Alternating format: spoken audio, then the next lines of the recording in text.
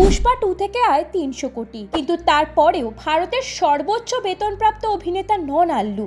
জানেন তিনি কে? জানেন ভারতের সর্বোচ্চ পারিশ্রমিক প্রাপ্ত অভিনেতার নাম কি? তিনি হলেন বলিউডের কিং। 4 বছর পর দারুণ কামব্যাকের মাধ্যমে বক্স অফিসে ঝড় তুলেছিলেন নায়ক। 90-এর দশকের রোমান্টিক হিরো হলেও এখন তিনি পুরো দস্তুর অ্যাকশন হিরো। কি আন্দাজ করতে পেরেছেন এখানে কার কথা বলা হচ্ছে?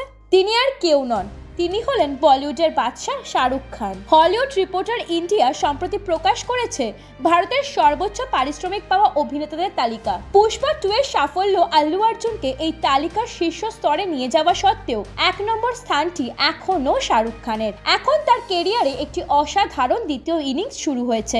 রিপোর্ট অনুসারে এসআরকে পাঠান ছবির লাভের 50% নিজের পারিশ্রমিক হিসেবে নিয়েছিলেন, যা ভারতীয় মুদ্রায় প্রায় 350 কোটি টাকা। আর এই পারিশ্রমিকই তাকে ভারতের সর্বোচ্চ বেতনভোগী অভিনেতা করে তুলেছে।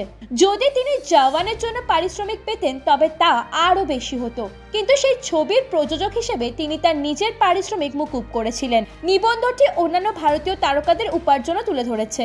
সালমান খান স্যাটেলাইট এবং ডিজিটাল অধিকার থেকে প্রায় 200 কোটি টাকা আয় করেন। আমির খান লাভের 60% নেন।